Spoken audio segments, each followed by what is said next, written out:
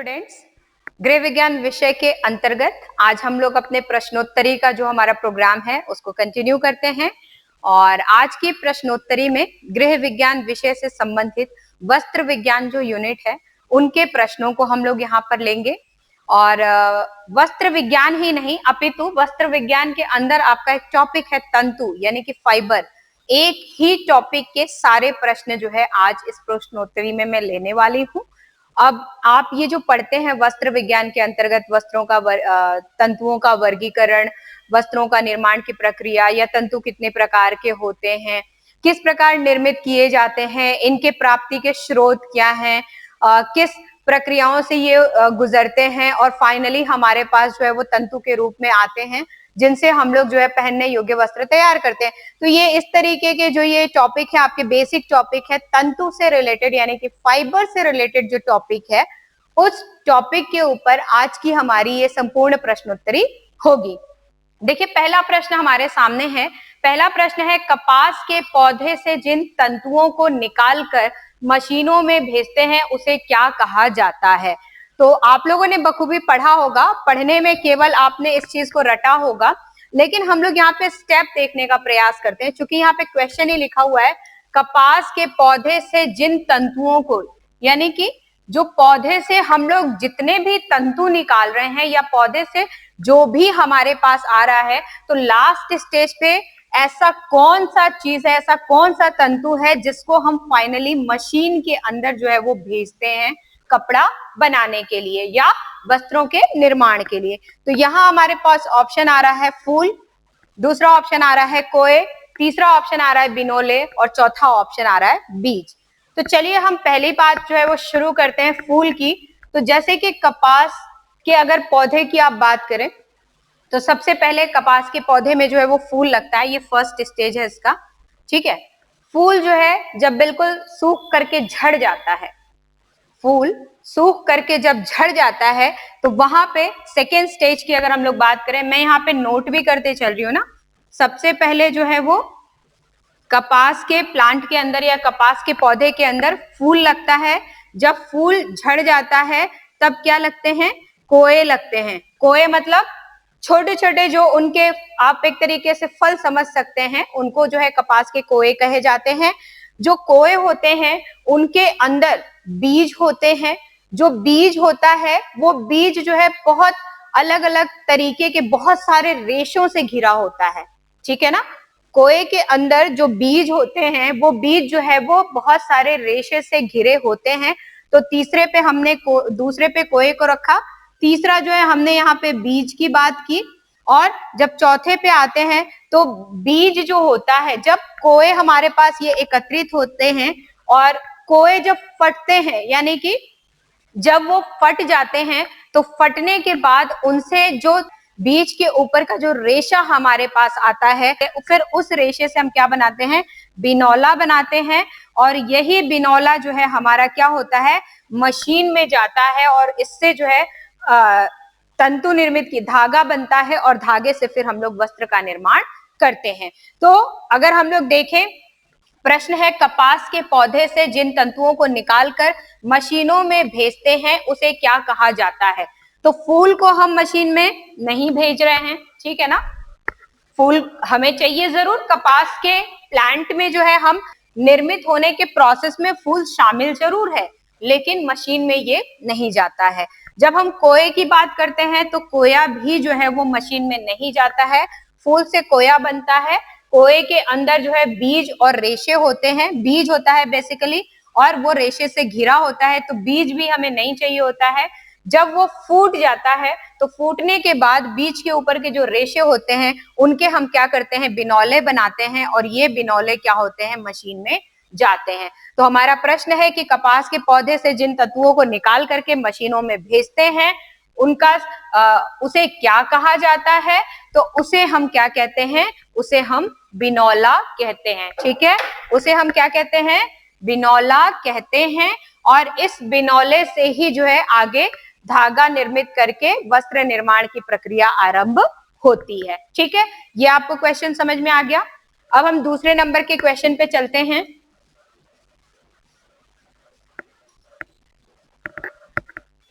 ये देखिए हमारे सामने हमारा दूसरा प्रश्न है, वस्त्रों का निर्माण किससे होता है। जो वस्त्र है जिसे हम पहनने योग्य बनाते हैं या पहनने योग्य या प्रयोग में लेने योग्य जो है वो तैयार किया जाता है, तो वो किससे बनता है। यहाँ पे सीधा सीधा जो है वो आपको ऑप्शन दिख रहा है, वस्त्रों का निर्माण किससे होता है, रेशे से होता है, तंतु से होता है, कपास से होता है या कीड़े मकोड़े से होता है। देखिए यहाँ पे अगर जो है हम लोग प्रयोग में लिए जाने वाले तत्वों की अगर बात होती तो शायद हम सबको समाहित कर देते, लेकिन हम यहाँ वस्त्रों के निर्माण की बात कर रहे हैं। ठीक है, यहाँ पे वस्त्रों के निर्माण की बात कर रहे हैं। तो आपको भी पता है, अगर मैं बात करूं रेशे की, तो रेशा जो है ये क्या होता है, वस्त्र निर्माण की प्राथमिक इकाई के रूप में इसको जाना जाता है। ठीक है ना, कई जगहों पे प्राथमिक इकाई भी बोलते हैं, कई जगहों पे इसको सूक्ष्मतम इकाई भी बोलते हैं, है ना। वस्त्र निर्माण की प्राथमिक या सूक्ष्मतम इकाई के रूप में जाना जाता है। जब तंतु की हम बात करते हैं तो इन्हीं रेशों से क्या होता है, तंतुओं का निर्माण होता है और तंतुओं से फिर क्या होता है, वस्त्रों का निर्माण होता है। अलग अलग जो तंतु हमारे पास आते हैं, उन तंतुओं से जो है वो वस्त्रों का निर्माण होता है। जब हम अब कपास की बात करते हैं तो ये जो रेशा हमारे पास आया है, कपास जो है इस रेशे प्राप्ति का जो है एक जरिया है। ठीक है, कपास से हम क्या करते हैं, रेशे की प्राप्ति करते हैं।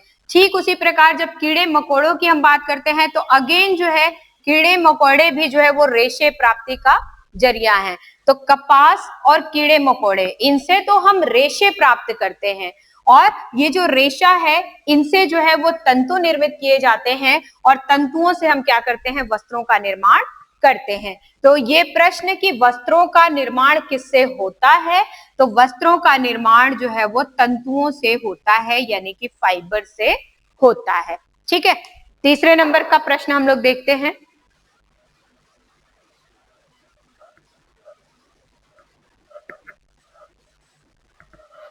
देखिए तीसरा प्रश्न हमारे सामने है, बीज वाला तंतु कौन सा है।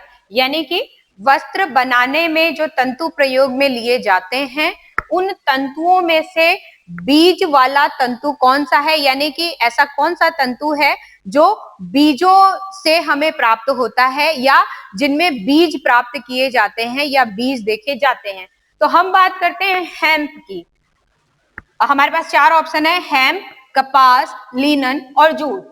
तो अगर आप कॉम्बिनेशन में देखेंगे इनके ऑप्शंस में, तो इनके ऑप्शंस में आपको जो है दो चीजें दिखेंगी, एक बीज वाले तंतु दिख रहे हैं और दूसरा तने वाले तंतु दिख रहे हैं। ठीक है, बीज वाले जो है वो तंतु प्राप्त हो रहे हैं और तने वाले तंतु प्राप्त हो रहे हैं। तो हम बात करते हैं हेम्प की, तो हेम्प क्या है, तने से जो है वो प्राप्त किया जाता है। जब कपास की हम बात करते हैं तो मैंने अभी आपको पहले वाले क्वेश्चन में बताया था कि फूल के बाद जो है उसके कोए लगते हैं और कोए के अंदर जो है बीज होता है और बीज के ऊपर बहुत सारे रेशे होते हैं। जब कोया फटने लगता है, जब फट जाता है, तो उस रेशे को प्राप्त करके उससे हम क्या करते हैं, वस्त्रों का निर्माण करते हैं। बिनौले इनफैक्ट बनाते हैं, उसके बाद हम उसको मशीन में डालते हैं। तो कपास की हम अगर बात करते हैं तो ये बीज वाला पौधा जो है हमारा होता है।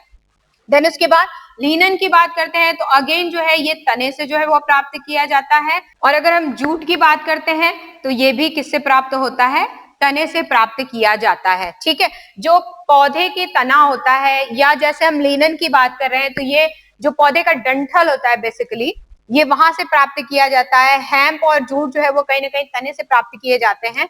तो हमारा जो आंसर है वो क्या होगा, कपास होगा। क्वेश्चन क्या है, बीज वाला तंतु कौन सा है, तो बीज वाला तंतु जो है वो कपास के तंतु होते हैं जिनको हम बीज से प्राप्त करते हैं। यानी कि कपास के जो कोए होते हैं उसके अंदर जो बीज होते हैं उनसे प्राप्त करते हैं। ठीक है, ये हमारा तीसरा प्रश्न हो गया। चौथे प्रश्न में आते हैं। अगले प्रश्न पे आते हैं हम लोग, चौथे नंबर के प्रश्न पे। इस प्रश्न में पूछा गया है कि रेयान किस प्रकार का तंतु है। ठीक है, जो रेयान, जो तंतु हमें प्राप्त होता है वस्त्र के निर्माण के लिए, वो किस प्रकार का तंतु है। देखिए ऑप्शन यहाँ पे दिया गया है, पहला ऑप्शन आ रहा है प्राकृतिक तंतु। प्राकृतिक तंतु की जब हम लोग बात करते हैं तो प्राकृतिक तंतु कौन होते हैं? ऐसे तंतु जो प्रकृति से डायरेक्ट हमें प्राप्त हो रहे हैं, ठीक है, ऐसे तंतु जो प्रकृति से हमें डायरेक्ट प्राप्त हो रहे हैं उन्हें हम प्राकृतिक तंतुओं के रूप में जानते हैं। दूसरा हमने कहा वनस्पतिक तंतु, यानी कि ऐसे तंतु जो वनस्पतियों के रूप में हमें प्राप्त हो रहे हैं, जो हमें वनस्पतिक जगत से प्राप्त हो रहे हैं, उन्हें हम क्या कहते हैं? वनस्पतिक तंतुओं की श्रेणी में रखते हैं। तीसरा जो है हमारे पास ऑप्शन आ रहा है जांतव तंतु। जांतव तंतु से तात्पर्य है ऐसे रेशे या ऐसे तंतु जो हमें जानवरों से प्राप्त हो रहे हैं, ठीक है। यहाँ पे हम नेचर की बात कर रहे हैं, यहाँ पे हम वनस्पतियों की बात कर रहे हैं, यहाँ पे हम जांतव की बात कर रहे हैं, यानी कि जानवरों से जो हमें प्राप्त होते हैं। और चौथा ऑप्शन हमारे पास आ रहा है कृत्रिम तंतु। तो जब कृत्रिम तंतु की हम बात करते हैं तो ये कृत्रिम तंतु बेसिकली दो तरीके के होते हैं। एक होता है मानव द्वारा निर्मित, यानी कि जिसे मानव जो है वो बनाता है, और दूसरा होता है रासायनिक विधियों द्वारा निर्मित।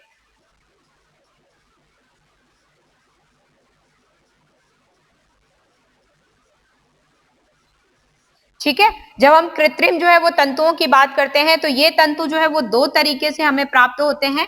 पहला जो मानव है वो खुद बनाता है इस तंतु को, ठीक है ना। खुद बनाने से तात्पर्य वहां पे रासायनिक अभिक्रियाएं जो होती हैं वो बहुत ही कम होती हैं। विभिन्न जो उसके पास सामग्रियां होती हैं उन सामग्रियों को मिला करके वो बनाता है। जबकि हम प्राकृतिक की बात करते हैं तो प्राकृतिक सामग्रियों से रेशे निकाले जाते हैं, वनस्पतियों से यानी कि तनों से जो है वो रेशे निकाले जाते हैं, जंतुओं से जो है वो रेशे निकाले जाते हैं। लेकिन यहाँ पे क्या होता है, जो कृत्रिम जो होता है उसे हम क्या करते हैं? निर्मित करते हैं। और जबकि हम ये तीन जगह पे ये देख रहे हैं, ये हम क्या करते हैं? प्राप्त करते हैं, ठीक है ना। आप इस कॉन्सेप्ट को समझिए, ये और ये इनकी हम प्राप्ति करते हैं, जबकि ये जो रेशा होता है इसको हम क्या करते हैं? निर्मित करते हैं।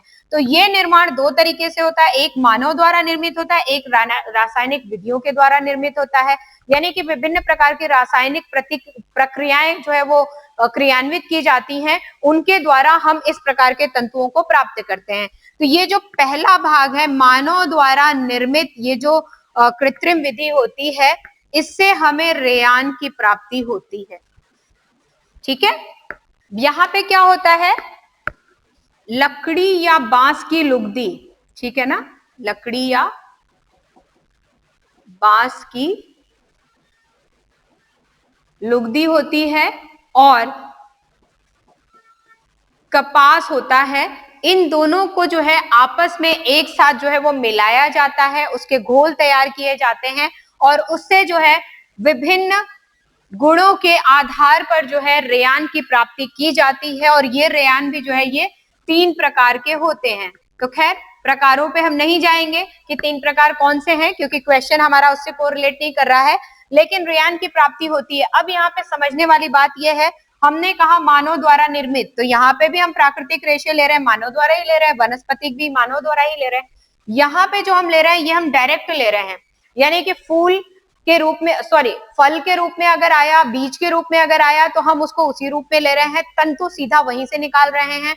हम जड़ों के रूप में ले रहे हैं, तने के रूप में ले रहे हैं, तो हम तंतु सीधा वहीं से निकाल रहे हैं। हम जंतुओं के जो है वो बाल से ले रहे हैं या उनके फरों से ले रहे हैं, तो हम तंतु सीधा वहीं से प्रयोग में ले रहे हैं। लेकिन यहाँ पे क्या है, लकड़ी या बांस की जो है वो लुगदी बनाई जाती है, उसके साथ कपास को मिक्स किया जाता है और उन लुगदियों के साथ, कपास के मिक्सचर के साथ जो है कुछ रासायनिक अभिक्रियाएं कराई जाती हैं और उनसे जो है वो वस्त्रों का निर्माण किया जाता है। तो हमारा प्रश्न है कि रेयान किस प्रकार का तंतु है? तो रेयान जो है कृत्रिम प्रकार का तंतु होता है। आइए अब हम 5वें नंबर का प्रश्न देख लेते हैं।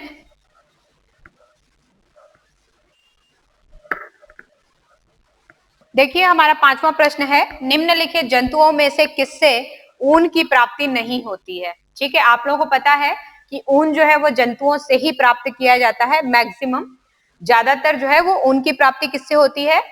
जंतुओं से ही होती है। तो इनमें कौन सा ऐसा जंतु है जिससे हम ऊन की प्राप्ति नहीं करते हैं।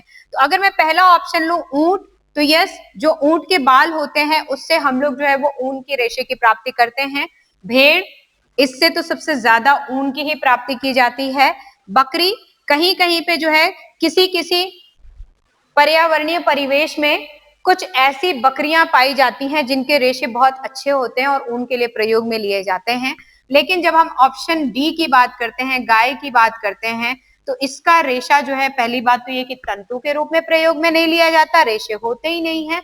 और अगर हम ऊन की बात करते हैं तो इससे ऊन की प्राप्ति नहीं होती है। तो क्वेश्चन है, निम्नलिखित जंतुओं में से किससे ऊन की प्राप्ति नहीं होती है?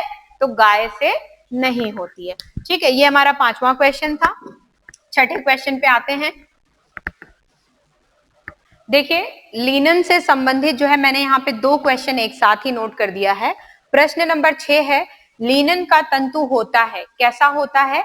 जैसा कि हमने पहले ही बात की थी, ये जो लिनन बनाने की जो क्रिया विधि हमने देखी थी, हमने यहाँ पे बात की थी कि मानव द्वारा निर्मित होता है और बांस या लकड़ी की लुगदी, बांस या लकड़ी और साथ में जो है कपास, इनकी क्या होती है? लुगदी बनाई जाती है। लुगदी बना करके इनके रेशे तैयार किए जाते हैं। तो जब लुगदी बना करके जब एक साथ रेशे तैयार किए जाते हैं तो वो देखने में बिल्कुल एक जैसे होते हैं। क्या होंगे? सीधे होते हैं और चमकदार भी होते हैं और चिकने भी होते हैं, क्योंकि हम बिल्कुल एक तरीके से एक साथ उनको निकाल रहे हैं। जहां पे भी छन्नी से वो निकाले जाते हैं वो बिल्कुल एक जैसे निकलते हैं, तो वो सीधे भी होंगे, चमकदार भी होंगे, चिकने भी होंगे। तो हमारा ये ऑप्शन जो है वो क्या होगा? इस प्रश्न के लिए करेक्ट होगा कि लिनन का तंतु क्या होता है? सीधा भी होता है, चमकदार भी होता है और चिकना भी होता है। इनमें से सभी क्या है? सत्य है। दूसरा प्रश्न हमारा लिनन से संबंधित है कि लिनन के रेशे की रचना में सेल्यूलोज कितने प्रतिशत होता है? ठीक है, लिनन के रेशे की रचना में सेल्यूलोज कितने प्रतिशत होता है? तो यहाँ सेल्यूलोज को पूछा जा रहा है। तो लिनन की हम रचना के बारे में अगर बात करें कि इसकी रचना में क्या क्या शामिल होते हैं, इसकी रचना में हम बेसिकली 3 चीजों को जो है वो देखने का प्रयास करते हैं। पहला है सेल्यूलोज, दूसरा होता है पैक्टिन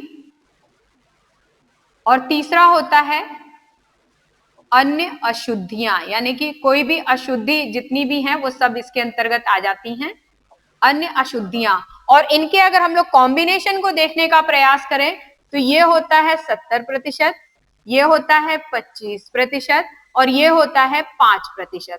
ठीक है, 70%, 25% और 5%, ये इसकी जो है वो रचना हम लोग देख रहे हैं। तो यहाँ पे प्रश्न में पूछा है कि लिनन के रेशे की रचना में सेल्यूलोज कितने प्रतिशत होता है? तो ये सेल्यूलोज जो है वो 70% होता है, यानी कि 70% होता है।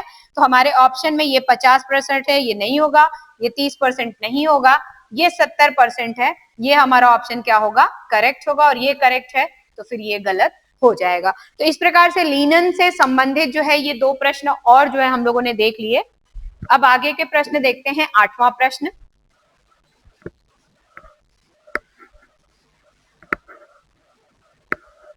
देखिए, तंतुओं से संबंधित 2 प्रश्न और हमारे सामने हैं। प्रश्न है, खानों से प्राप्त होने वाले तंतु नहीं हैं। खानों से अर्थात माइन, ठीक है, माइंस से जो है वो कौन सा तंतु प्राप्त नहीं होता है? अगर हम लोग बात करते हैं रेयान की, तो देखिए पहले के भी प्रश्नों में हम लोगों ने बखूबी देख लिया था कि रेयान जो है बेसिकली प्राप्त नहीं होता है, इसे निर्मित किया जाता है और मानव द्वारा निर्मित जो है ये रेशों की श्रेणी में आता है। जब हम सोने की बात करते हैं तो सोना जो गोल्ड होता है वो हमें जो है वो माइंस से प्राप्त होता है, यानी कि खानों से प्राप्त होता है। एस्बेस्टॉस की बात करते हैं तो ये भी जो है ये हमें खानों से प्राप्त होता है। जब हम चांदी की बात करते हैं यानी कि सिल्वर की बात करते हैं तो ये भी कहीं ना कहीं हमें माइंस या खानों से प्राप्त होता है। तो खानों से प्राप्त होने वाला तंतु नहीं है, ये भी प्राप्त होता है, ये भी प्राप्त होता है, ये भी प्राप्त होता है। रेयान जो है वो खानों से प्राप्त नहीं होता है, इसे क्या किया जाता है? निर्मित किया जाता है। अगले क्वेश्चन पे आते हैं। एस्बेस्टॉस के तंतु की विशेषता होती है। एस्बेस्टॉस जो तंतु है, जो कि अभी हम लोग ऊपर यहाँ पे देख रहे थे, ठीक है, ये जो तंतु है जो हमें खानों से यानी कि माइंस से प्राप्त होता है, उसकी क्या विशेषता होती है? तो विशेषता में पहली विशेषता आई जंग प्रूफ होता है, दूसरा एसिड प्रूफ होता है, तीसरा अज्वलनशील होता है और चौथा इनमें से सभी। तो जी हाँ, जंग प्रूफ ये होता है, एसिड प्रूफ ये होता है और अज्वलनशील भी होता है। तो इनमें से सभी ऑप्शन क्या होगा, ये करेक्ट होगा।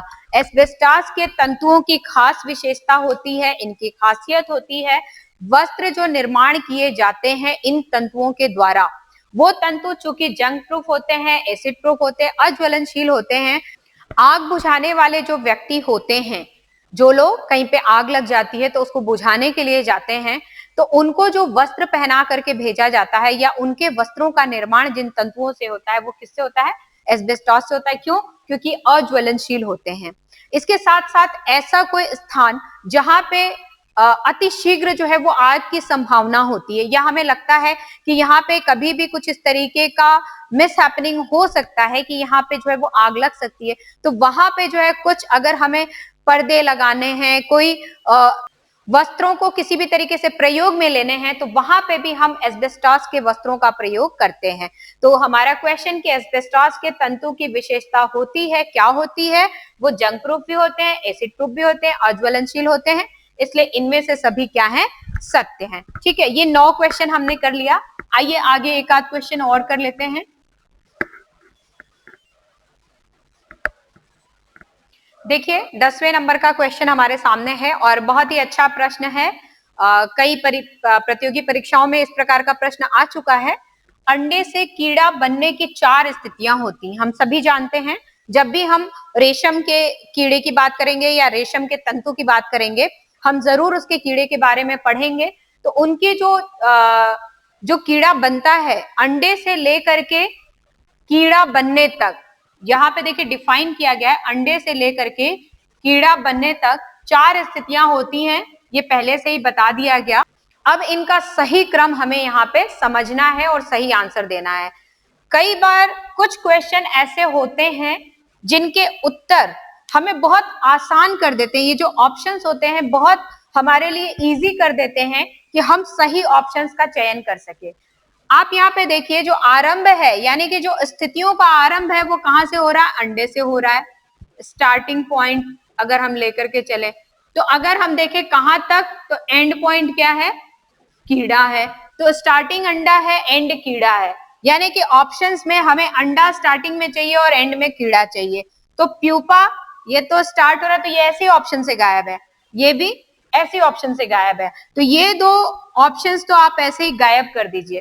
आंसर देने का कुछ कुछ तरीका जो है मैं आपको बताने का प्रयास कर रही हूँ कि अगर अंडे से कीड़ा पूछा है और प्यूपा से यहाँ पे ये स्थिति स्टार्ट हो रही है, तो ये तो वैसे ही हमारे काम का नहीं है। अब जो हमारे जो सिलेक्शन के जो क्राइटेरिया है या जो सिलेक्शन के लिए जो ऑप्शन बचा वो क्या बचा, ए और बी। अब ए और बी में हमें देखना है कि कौन सा करेक्ट होगा। तो चलिए हम स्थितियों की बात करते हैं, जो 4 स्थितियां होती हैं उनके सही क्रम की बात करते हैं। जो रेशम का कीड़ा होता है सबसे पहले उसका अंडा बनता है, अंडे से जो है वो लार्वा निकलता है, लार्वा से प्यूपा का निर्माण होता है और फिर प्यूपा से क्या बनता है, कीड़ा बनता है।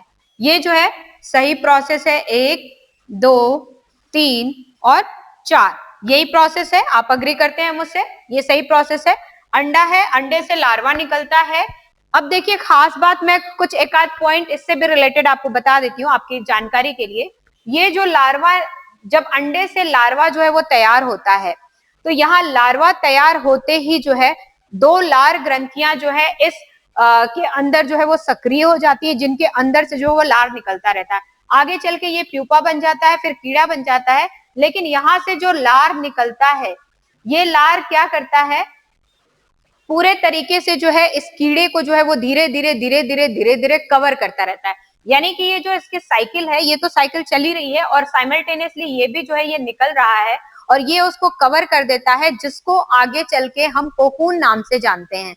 और उसी कोकून की प्राप्ति करके उसी से हम क्या करते हैं, रेशम निकालते हैं। तो ये बेसिकली जो है अंडे से कीड़े तक का प्रोसेस है, अंडा, लार्वा, प्यूपा और कीड़ा। तो अंडा, लार्वा, तो अंडा, लार्वा, यहाँ पे प्यूपा आ रहा है, ये ऑप्शन गलत होगा। अंडा, लार्वा, प्यूपा और कीड़ा, हमारा जो बी ऑप्शन है वो क्या होगा, इस क्वेश्चन का सही आंसर होगा। क्या होगा, अंडे से कीड़ा बनाने की 4 स्थितियां होती हैं। इनका सही क्रम है, अंडा बनता है, फिर उसके बाद लार्वा बनता है, फिर उससे प्यूपा बनता है और उससे कीड़ा बनता है। इस प्रकार से आज की प्रश्नोत्तरी में 10 प्रश्न हमने तंतुओं के ऊपर जो है वो करने का प्रयास किया। आप लोग इनको और अच्छे से देखिए, आप अपने विचार भी इन पे रख सकते हैं, आप अपने तरीके से भी इसको सॉल्व कर सकते हैं। मैं कोशिश करती हूँ कि प्रश्नों के उत्तर देने की बजाय जो ऑप्शंस दिए गए हैं मैं उनको भी आपको एक्सप्लेन कर सकूं। प्रश्नों से प्रश्न अगर आप निकालना सीख जाएंगे तो कहीं ना कहीं तैयारी का ये एक बहुत अच्छा तरीका होता है। तो आगे की प्रश्नोत्तरी को फिर हम लेकर के हाजिर होंगे। तब तक उन स्टूडेंट्स को भी मैं बताना चाहती हूँ जो लोग टीजीटी की तैयारी कर रहे हैं, उत्तर प्रदेश टीजीटी का ऑनलाइन कोर्स स्टार्ट हो चुका है। अगर किसी को ज्वाइन करना है तो वो मुझे इस नंबर पर संपर्क कर सकता है, जो नंबर यहाँ पे मेंशन किया गया है। आप इस नंबर पे संपर्क कर सकते हैं। और बाकी जो लोग प्रश्नोत्तरी देख रहे हैं, आप देखते रहिए, कंटिन्यू देखते रहिए। चैनल को सब्सक्राइब कीजिए, लाइक जरूर कीजिए और अपने फ्रेंड्स के साथ शेयर किया कीजिए, क्योंकि अभी तक जो है इस तरीके से, चूंकि ऑफलाइन प्रोसेस में हम चल रहे थे, तो ऑनलाइन बहुत कम स्टूडेंट्स जो है वो जानते हैं कि इस तरीके के कोर्सेज चल रहे हैं। अगर आपको पसंद आ रहा है तो आप जरूर इसको शेयर कीजिए। Thank you so much.